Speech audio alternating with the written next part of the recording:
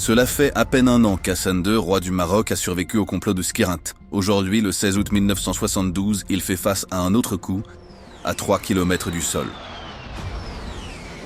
Ce mois d'août, Hassan II l'a passé dans son château de Betz, à 60 km de Paris. Il a été particulièrement prudent à l'aller, refusant à la dernière minute les plans de vol proposés par son état-major. Il prend le train pour Tanger, puis le bateau pour Marseille, pour ne voler qu'une fois au-dessus du territoire français. En avion, on est vulnérable, il le sait.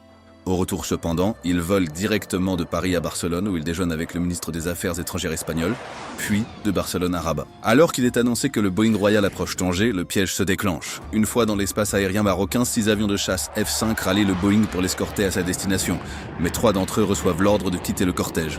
Dans la confusion la plus complète, ils obéissent. Une fois qu'ils sont à bonne distance, les 3 chasseurs restants ouvrent le feu. Les balles touchent 2 des 3 réacteurs de l'avion royal, criblent le fuselage. Dans l'habitacle, des personnes sont touchées. Le roi, à nouveau, fait preuve d'une rapidité d'esprit absolument remarquable. Devant le spectacle terrible, il se précipite vers la cabine de pilotage. Arrivé dans le cockpit, il se saisit de la radio de bord et se fait passer pour le pilote. « Cessez le feu », dit-il. « Le tyran est mort, nous sommes innocents. » La ruse fonctionne. Les chasseurs cessent leur tir sous condition que le Boeing se pose à un aérodrome contrôlé par les putschistes.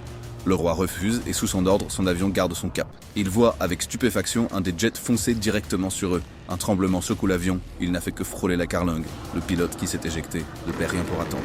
L'atterrissage à un seul réacteur, harcelé par les chasseurs restants, est douloureux, mais le roi réussit à quitter l'avion et le tarmac.